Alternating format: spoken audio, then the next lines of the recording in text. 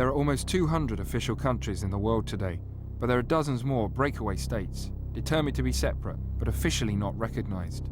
Some survive peacefully with their own borders, money and presidents, but others are a magnet for terrorists and weapon smuggling, and have armies ready for a fight. Welcome to places that don't exist.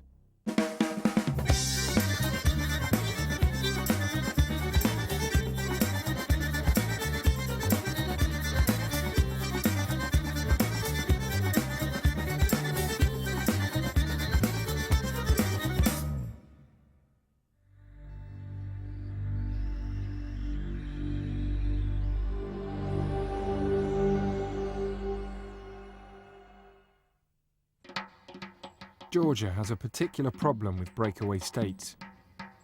After the collapse of the USSR, Georgia became independent. But three parts of the country, South-Ossetia, Abkhazia and Adjaria, then broke away from Georgia. Conflicts broke out, thousands were killed, and the whole region has suffered ever since. I drove with my guide, Natalia, through Georgia to South-Ossetia on Russia's southern border. On the way, we saw posters of the new Georgian president Saakashvili, who took power in winter 2003. The new president, who's supported by the West, has vowed to bring all the breakaway regions, which the Russians support, back into the fold. Although officially one country, this is where Georgian jurisdiction ends. Tensions were high at the border. Just a day before, 50 Georgian soldiers had been taken captive by South Ossetian forces. Well, these guys are now saying that we actually can't go back because the South Ossetians might try to kidnap us. We can't go forward because the Russians are ahead of us and they won't let us go past either. So we could be stuck here at this Georgian checkpoint. The Georgians will take us to them up to the point where the peacekeepers checkpoint is about 5 kilometers from here. So then we'll have to talk to the Russians and Ossetians and see whether they let us in, because that's where the Georgian jurisdiction ends.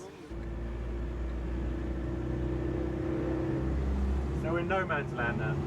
Yes, that's right.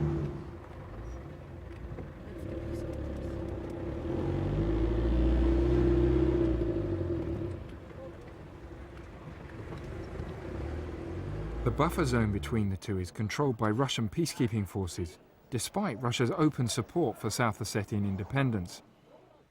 Georgians say the Russians just want to keep soldiers in Georgia. Natalia spoke to a group of Russian soldiers who are happy to explain where their loyalties lie. The guys that are saying that they identify themselves with South Ossetians and they're ready, they might be here as, on a peacekeeping mandate, but as soon as there's some sort of an aggression or some sort of an implication that there will be war, they're gonna tear off, and that's how they said it, they're gonna tear off their peacekeeping badges and they're gonna fight for South Ossetians. But they were telling me, they were, listen, you are America's puppet, you know that. They're Americans training Georgians, now they're British Army training Georgians. You are the puppets of Westerners. Can we just ask the General? Yeah, can we just ask the General, what is his aim here? Вы знаете, вот еще один вопрос, и все, поехали, хорошо? Какая цель у российских миротворцев здесь? Чтобы здесь был мир. У российских миротворцев. Здесь одни российские миротворцы только стабильны. It's only Russian peacekeepers here who are keeping stability.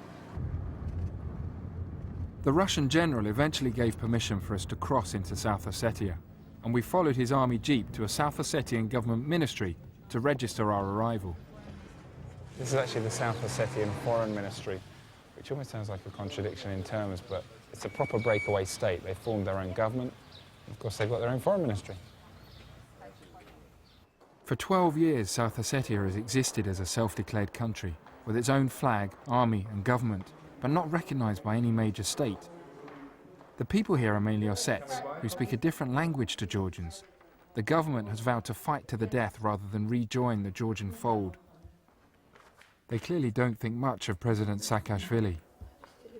We've got a South Ossetian magazine here, a news magazine, and it's got a picture of the Georgian president Mikhail Saakashvili on the front. It's hard to think of a more unflattering portrait. He's got the hand of America using him as a puppet. It's even got him with a swastika armband on, leading death and pestilence into South Ossetia. It's really rude. Here's more news from South Ossetia. These are the Georgian troops who were taken captive or hostage here, depending on your point of view.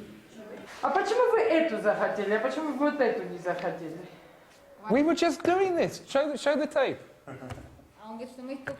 We just filmed this. You just walked in when we were doing this.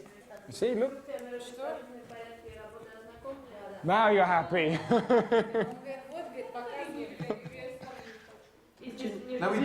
Веселый мальчик. Well, I think we've managed to basically persuade the rather tough South Ossetian woman in there that we should be allowed to stay. I think she was at one point going to kick us out, but she's now going to let us stay, and hopefully we'll be allowed to stay a little bit longer than the 2 hours they initially said we could be in South Ossetia. Oh, we're not allowed to film? Oh. The capital of South Ossetia was attacked by Georgian forces in the early 90s, when the Ossets announced they wanted their independence. It's a beautiful old building. And this is the South Ossetian flag on the roof. They're saying that where there's new plaster, this is where bullets hit the building during the war just over 10 years ago. Well, they don't want you to film that. It's not take there, pictures there. Why? I think basically because over there is the government ministry, maybe where the president works. And they're saying they don't want you to film that. President of South Ossetia is right behind. Ah. Where is it? Which one is it? Just over there. Can we go and speak to him? No, we can't go to him. It's the president of South Ossetia just over there. He's just gone now. And we really wanted to speak to him, but they're saying we can't. They won't let us go and chat with him. They're saying before we take your tapes away, just keep going. Leave before we take your tapes away. Okay. I was speaking with one of the girls who is accompanying us. She's from the Ministry of Information, and she was talking about how they really distrust everything that comes from the outside, whether it's Georgia or the bigger outside. But we had an interesting chat about President Saakashvili, and she was saying how much people despise him, and that really his reputation here is that just he's seriously mentally disturbed. The Ossetian government gave us a local guide who took us on a tour. First stop, the local market. People were reluctant to talk to us at first because our guide was telling them we were Americans. No, not America. No, not America. No, not. Did you say America? Yes. No. From London. We're not from America. From London. From London, but it's not America. Once our nationality was cleared up, people became friendlier. Hello. So they've got lots of produce, as you can see. Ooh, spasiba. We thought there was no food in South Ossetia. Ah, spasiba. Because this is what people say in Georgia. Almost everyone in South Ossetia has someone close to them in the Ossetian army. She has a son, and he defends us from Georgians. He is afraid that his son may be killed.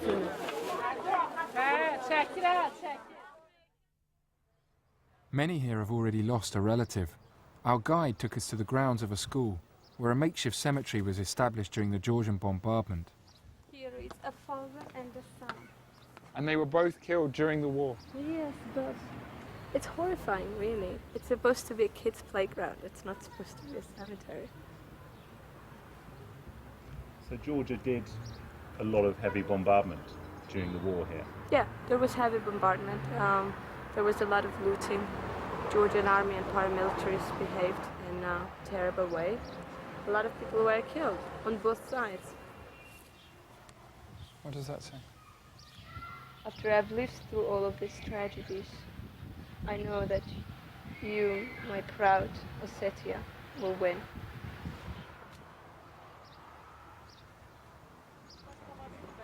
Technically our time is up and we have to leave right now because we were already stopped once by KGB here and they checked our documents. So if we're stopped again, we're going to get kicked out because our accreditation time has run out. But we might try to persuade them to give us some more time here.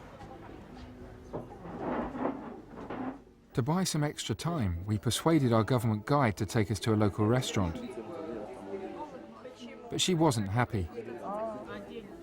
I suppose she's got a right to be fed up. Her brother, cousin and father are all in the army, along with all her neighbours. It's a very tense time. Are you worried for them? Yes. Are they are on the border with Georgia? Yes. Is it stressful time for your family? There is much stress within your family?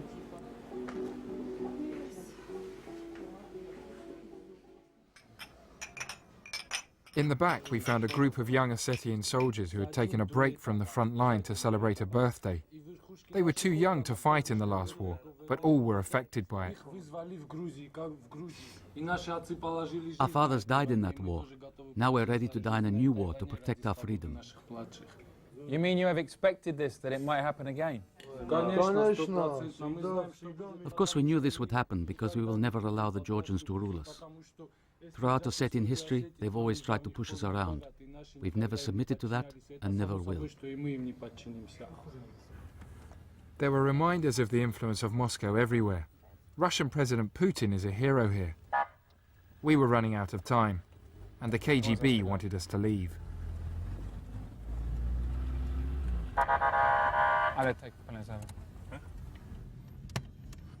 Give me a new tank. Our guides are getting a little worried about the KGB guys behind us, so they want us to leave right now. Spasiba. Not at all. Thank you. I hope to see you again. I hope to see you both again. So do I.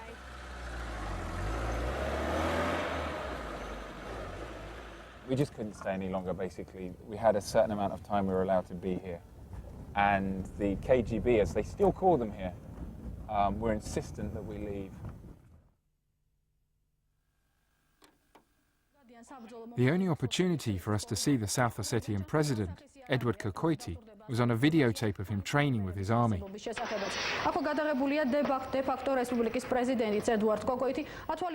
He's dressed in combat fatigues. He thinks of himself as a military leader as well as a political one. Yeah, he does, and he's preparing for war, and that's what he says here as well. This is basically to warn everyone that this is no joke.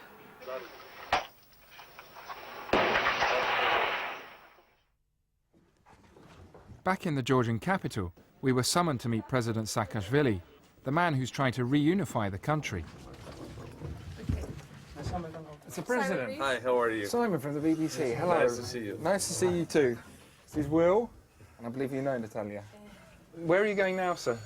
I'm going to meet, there is more population of people from opposition ethnic origin that came here for demonstration. Right. And basically, well, they didn't expect to meet me, but... You're going to go and say hello? Yes. And what are they out here demonstrating for? For peace. For peace, that's what we want as well. It looks like Russians want to stir up trouble on the border there, but we are trying to keep things calm. We don't need any other bloody clash there. And how difficult is the situation vis-a-vis South Ossetia at the moment? Well, it's a very small piece of territory, but looks like that for Russians it's kind of marginal line of defense. God knows for what interest. So, right. On the one hand, we are trying to settle things there. On the other, it's the kind of leverage over us. Right. Yeah. Are you worried about the possibility of conflict? Is it a serious possibility? Well, there is chance that there will be clash, but we hope it won't happen.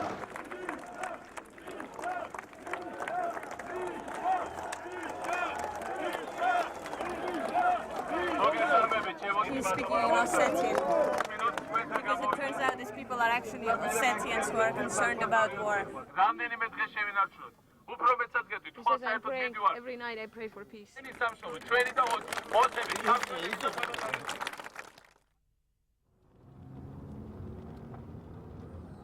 Georgia is changing rapidly. We went to an old Soviet base where British troops are now training the Georgian army in the tactics of international peacekeeping.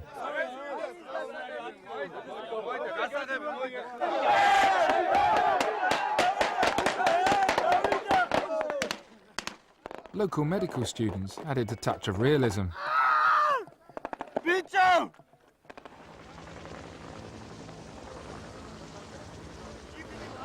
The Georgian troops here, they're obviously not training for an invasion of a small breakaway state. This is for peacekeeping operations.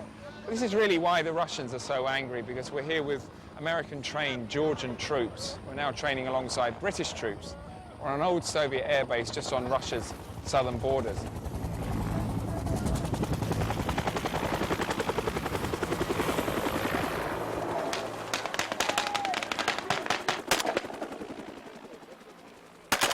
All they've ever been trained in is Soviet doctrine and war fighting. So this is completely new to some of these guys. Likewise, running, structuring, planning, scoping an exercise along Western lines, along the way that the British Army does it, is also new. So the whole thing is a huge learning experience for them. Stay here, look out the windows. You look out that window, you look out that window. Stay here, okay? How's it going? Great. There, getting a little bit carried away. We should have stopped a little bit earlier on, but they wanted to take the building, and they've done a good job.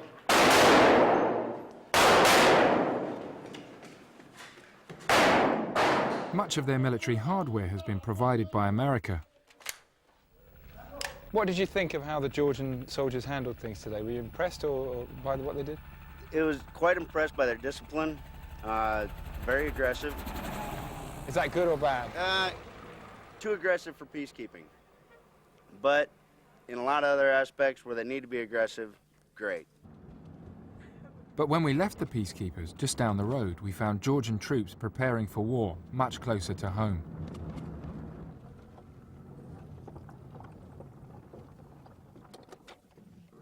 They're not even going to see us if we do it quickly. There's tanks on the other side, mate.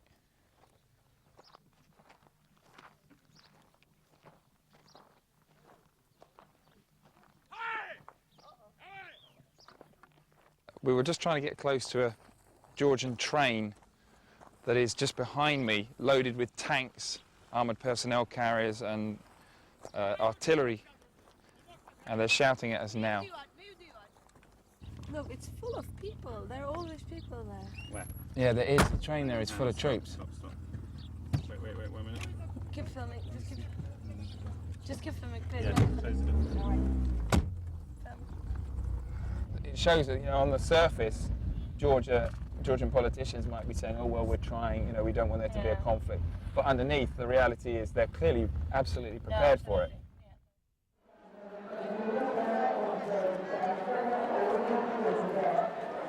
Georgia seems to have a real problem with breakaway states. We're just about to get to an overnight train west across the country to Adjaria, which is a breakaway region of Georgia that President Saakashvili has just brought back into the fold.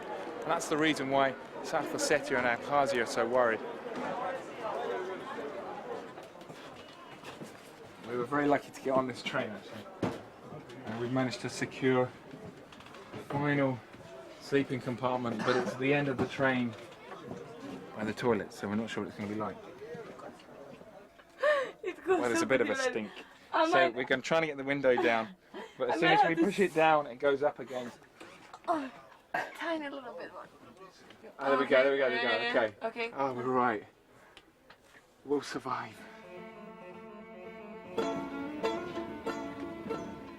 In Soviet times, the Black Sea resort of Adjaria was a favourite destination for Soviet holidaymakers and the old Communist Party hierarchy. But more importantly, it's the country's major oil transit port.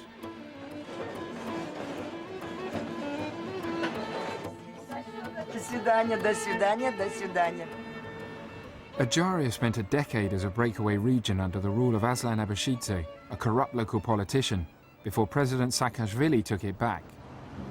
I think we need to have a word with our driver. He's an undercover cop, or he's got some useful props that help him to get through traffic jams. This is fantastic. Can I buy one of these? This would be so good in London. So he is a police officer? Yes, it turns out that he is. He's off duty.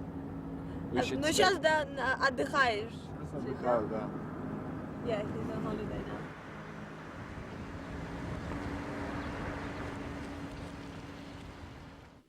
Natalia took me to Abashidze's home, which he left in a hurry when the people turned against him. She'd been here before. I was actually in this room 8 hours after he fled to Moscow after the revolution, and it looked very different. It looks so cleaned up now. There were glasses with unfinished cognac on the table. There were pictures scattered, personal photos just scattered through the floor. There were plastic bags with toothbrush and underwear, just personal things, boxer shorts of the ruler of Abkhazia laying on the floor. It was amazing. Look at that. How tacky. How tacky is that? Is this one of those ones that light up? I think so. Let's try.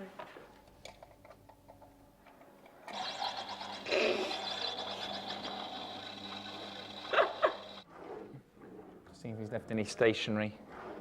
I'm running short of post-it notes. Oh, hang on. He's got some business cards. Imagine giving those out at a party. Hi, who are you? Oh, I'm the dictator of a small autonomous republic. And this is an interesting room. This is a personal room of General Netkachev, an officially retired Russian general. He was the man who trained the paramilitary forces of the former regime of Aslan Abashidze. And he was a man who was very welcome at his house, as many other Russian politicians, including Mayor of Moscow, who is a big personal friend. What do you think, Will? I'm not sure it works with the trainers. I hadn't fully appreciated until we came here just how strong and important Russian influence in Georgia, in the breakaway states, still is. I mean, even now, more than a decade after the Soviet Union collapsed, Russia still calls the shots. That's it. Georgia is still dealing with the consequences of the collapse of the Soviet Union. At this old military base, tons of ammunition have been abandoned, leading to fears explosives could fall into the wrong hands. God, look at that. These are huge anti-aircraft missiles. These are the ones that each contain about 1.5 kilos of TNT. There's nobody guarding them. As you can see, we're just wandering around opening the cases. And these are actually really quite easy to turn into terrorist weapons, or to take the explosive that's in here, just inside the end here, and turn it into a quite a significant bomb.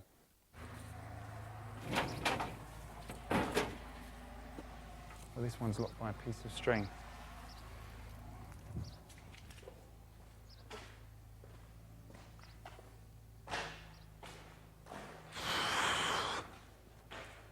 Hairs on my arms are standing up.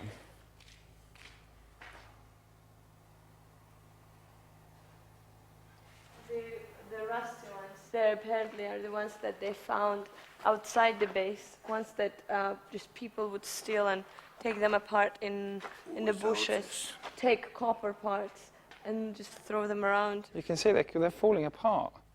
Yeah, and that means once they start rusting, they can explode on their own. How many are there here? Do we know? Hundreds, thousands? Just in this room? These are the 30,000 that they dismantled. Now they need to melt TNT out. Scientists here are trying to dismantle the shells and remove the explosives, but they're hopelessly underfunded. I was then taken to see far more powerful rockets lying unprotected and unguarded. There's not even money for petrol for a lawnmower to cut the dry grass, a major fire risk. There are 200 kilos of TNT in each rocket. One can destroy almost anything. They are extremely powerful. For example, a skyscraper, no problem. How easy would it be for somebody to take the explosives in these missiles and use them in a terrorist weapon? Everything is inside. That's why a small spark or static discharge will detonate them.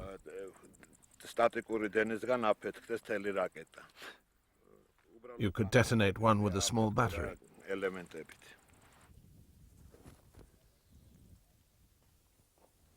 This is the fence around the base. There is no fence. There's nothing there.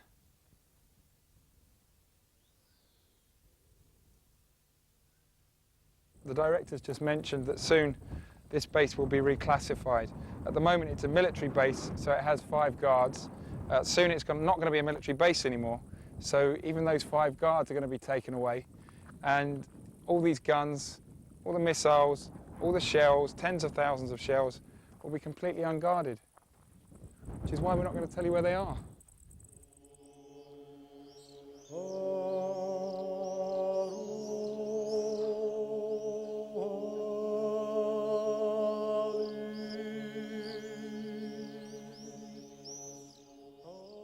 We travelled west to Abkhazia, the largest of Georgia's breakaway states. After declaring independence, they also fought a war with Georgia in the early 90s that killed thousands and ended in uneasy stalemate. The United Nations has an unarmed presence in Abkhazia. This checkpoint is under Russian responsibility, and they're responsible for security here. We'd been warned it would be difficult to get in, so UN peacekeepers said we could hitch a ride with one of their patrols through the southern part of the breakaway state. So where are we now? Now we are on Abkhazian side. So we're in Abkhazia. We are in Abkhazia. Oh, sorry. Sorry, we have. So you can see the refugees.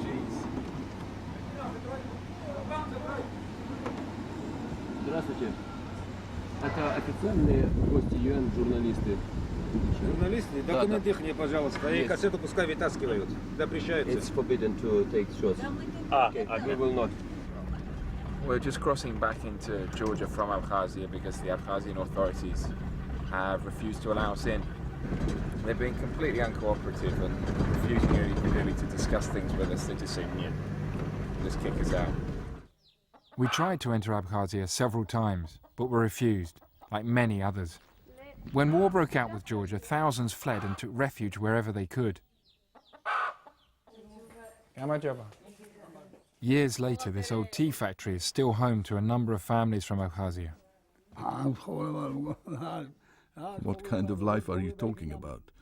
Do you call this life? There's no electricity, no food, no water. This is not life. They get electricity for 2 or 3 hours every 15 days.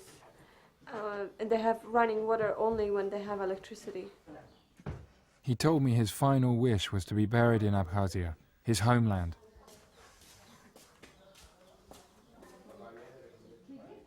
It's our tradition that we cannot be buried outside our country. We have to be buried in our own land.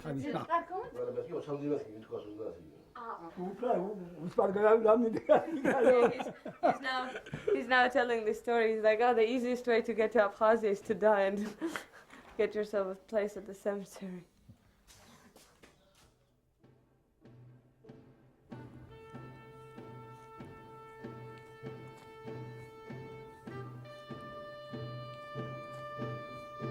I wonder if we can lower them and raise them. This is ridiculous. I mean, what the hell are these? What the hell are they all doing here? How are we allowed just to walk in here?